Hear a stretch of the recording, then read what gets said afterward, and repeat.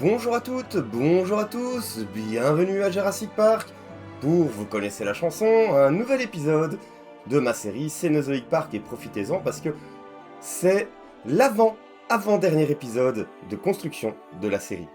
Je m'explique. Il reste 4 habitats à faire dans le parc, mais avant toute chose, là, comme vous pouvez le constater, fidèle à moi-même, je commence l'épisode par la construction de toilettes.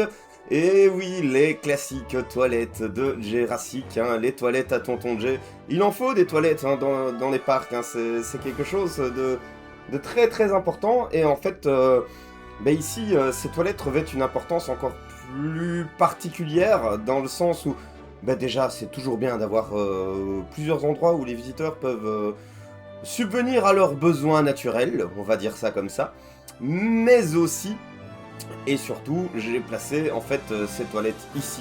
C'est une petite astuce que je vous partage quand vous souhaitez utiliser différents types de décorations autour de vos chemins. Ici dans Prehistoric Kingdom, on a des clôtures basses qui sont vraiment super pratiques pour border les allées, hein. Elles sont très très chouettes. Et ici, en fait, autant on est juste en face de l'enclos des Elasmotherium. On est après la petite arche de pierre qui se trouve près de la grotte des ours. Et en fait, placer cette toilette m'a permis de continuer à travailler avec la clôture de bois d'une partie du chemin, mais pour l'enclos qu'on va construire aujourd'hui, vous aurez vu le titre de la vidéo, donc vous savez que c'est un enclos pour le Panthera spelea, donc on va pas commencer à entretenir du mystère pour rien.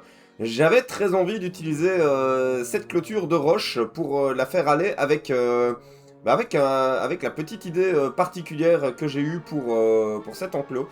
Une idée qui, une fois n'est pas coutume, m'a été inspirée par quelque chose qu'on peut trouver dans le parc Peridaisa. À l'enclos des lions, il y a une possibilité d'observer l'enclos soit en contrebas, depuis le village africain, soit directement de prendre un petit peu de hauteur pour pouvoir observer dans leur habitat.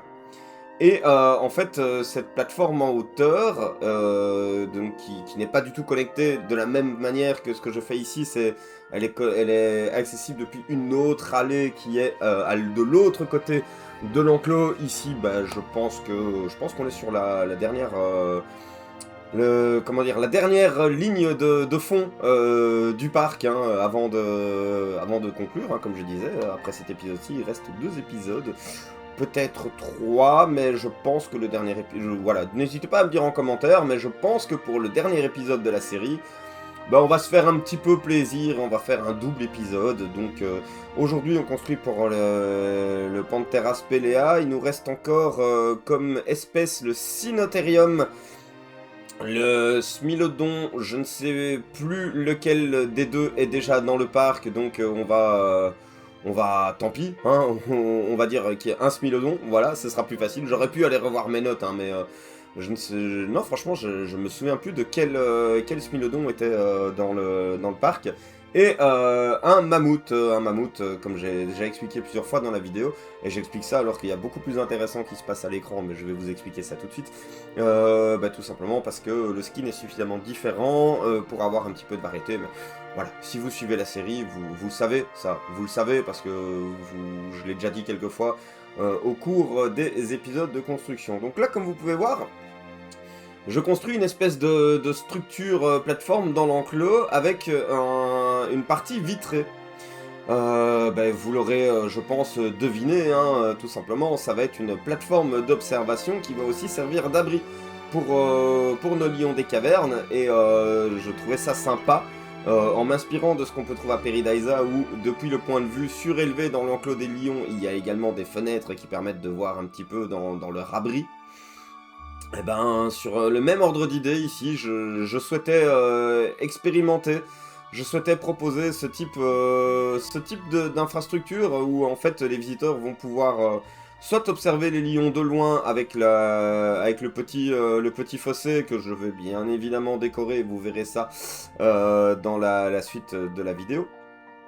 Mais ils peuvent également monter sur cette plateforme et soit observer directement dans l'habitat, soit en fait voir sous leurs pieds les lions des cavernes en train de se reposer dans leur abri. Je trouvais que c'était quand même une bien chouette idée, donc voilà, j'espère que ça vous plaît, j'espère que le résultat est convaincant pour vous. Moi j'en suis assez content, même si on va pas se mentir, hein, j'étais un petit peu mitigé au fil de la construction, et j'étais un peu mitigé pourquoi? Bah parce que j'avais l'impression que ça ressemblait plus à un château fort qu'autre chose, mais une fois que l'habitat a été construit, vous verrez ça dans le fil de la vidéo, j'en suis relativement très content. Et je trouvais ça pas mal en fait d'avoir la possibilité de voir dans l'abri d'un des animaux du parc. Là ici je vais expérimenter pour mettre de l'eau, de la véritable eau. Et en fait, comme vous allez pouvoir le constater, ça va être pas terrible, hein, parce qu'on a... voilà, j'ai à peine un petit filet. Bon bah tant pis. Alors j'ai décidé de partir autrement, on va créer ce fossé artificiellement. Donc beaucoup de roches ici pour en délimiter les pourtours, beaucoup d'expérimentation pour les plantes, et en plus je pense que j'ai encore changé la décoration dans ce point d'eau avant d'enregistrer le voice-over. Donc ce que vous allez me voir faire n'est pas ce que vous pourrez voir dans le parc. Mais voilà, j'ai pris vraiment beaucoup de plaisir à construire ces espèces de douves, je pense. C'est pour ça que ça renforce cette impression de château fort, en fait. Parce qu'on a véritablement des douves, en fait, qui permettent d'accéder à la plateforme. C'est... Voilà, j'aime bien, je suis assez content du résultat au final, au risque de me répéter. Je trouve que ça a un côté... bah, qui colle bien avec l'ambiance un peu plus brute et primitive que j'essaye de développer dans Cenozoic Park. Donc voilà, je pense hein, que limite, là quand je vois le temps avancer, je passe plus de temps à essayer de mettre tout cela en place qu'à décorer l'habitat à proprement parler. Vous verrez que l'habitat, en fait... ben, l'habitat, in fine, est quand même assez simple. Ici, un petit peu de boue quand même, un petit peu de roche pour avoir quelque chose d'assez cohérent comme point d'eau. Voilà, j'ai mis des quenouilles. Ah, te veux? Ah, te veux? Ah, te veux les belles quenouilles? Hein? Mais voilà, les quenouilles, ça allait pas trop, en fait. Même une fois que, avec... oh là là, ce trick de placer de l'eau. Mon dieu, je n'ai pas tout enregistré, excusez-moi. Ce trick de simuler l'eau avec les vitres. Merci beaucoup Jurassic Canon King de m'avoir appris cette petite astuce, en fait. Petite astuce que j'ai... il me semble qu'il l'avait d'ailleurs déjà utilisé dans la collaboration Préhistorique Wildlands. Et au final, c'est lui qui m'avait un peu donné l'astuce au début de Cenozoic Park, quand j'avais construit notamment la petite fontaine avec le mammouth au début, sur la place d'entrée du parc. Il m'avait confié cette petite astuce et je ne peux plus m'en passer de cette astuce.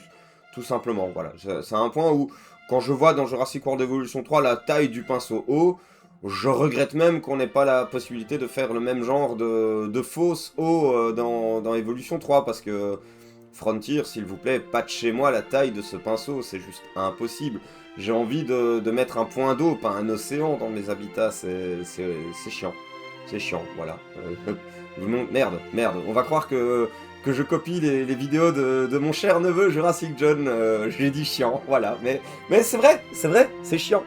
Donc, comment je pourrais le dire autrement? Donc, je te comprends, John, je te comprends.